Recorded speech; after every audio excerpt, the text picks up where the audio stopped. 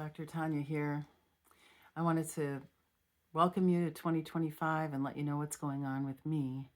For the past year, I've been dealing with a health challenge, and I've been working on finding what works for me and hitting dead ends and feeling unheard and having to regroup and go into the fray again to try to figure this out and let things really unfold. Because, as you know, I don't do the shallow stuff. I want to do the deeper work so that I can really get to the bottom of this. And it's taken a lot of energy for me to be my own advocate in this, and pretty exhausting. And even so, I've had one of the best years in practice ever. So here's the metaphor. This beautiful, sparkling, sunshiny day after our first snow, I feel joy when I look outside. It's a beautiful day, and it's also -1 degree. So I'm not going outside. I'm in hibernation. I'm resting and reflecting with peace and quiet on what's been going on with me for the past year. This doesn't mean that I'm not seeing patients or working with clients. It just means that I'm also advocating for myself and trying to get myself to the point where I can feel completely healthy again. So that's what's happening in my life. And unlike all the other stuff that's out there, marketing and ads, and how wonderful it is to have a new year and a new start, we have a new start every moment. We don't have to wait for a calendar to tell us that it's a new start.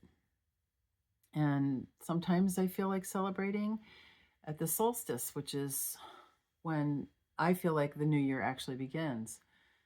But I don't always feel like celebrating.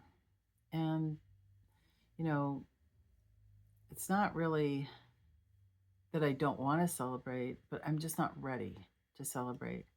So just like outside, it's not supposed to bloom flowers when it's -1 degree, even though the sun's out.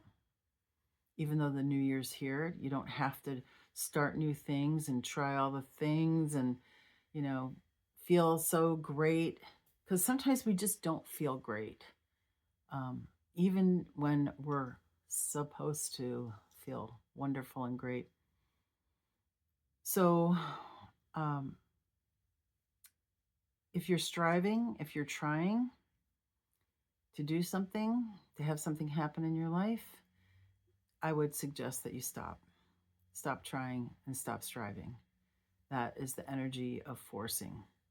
And that's not really how most people want to live, that have some idea of what they want in life. It's not to force things. It's not to make it happen. It's to allow, to be magnetized to the thing that you want and have it come to you easily, effortlessly. And sometimes it's really hard to do that when you want something so much, like your health, to be working out in a way that's easy. So I'm just going to say, if that's where you're at, let your roots grow deeper and store that energy, because that's the type of season that we're in here in the Northern Hemisphere. Storing energy, being quiet, letting things rest and relax, and allow yourself to have that experience of coming in, bringing energy in, and not necessarily putting so much out. So, and in the email that I sent out, I said, where's that 13th month when you really need it? If all the months were 28 days, we'd have 13 months. 13 wouldn't be some unlucky number. It would be the best number.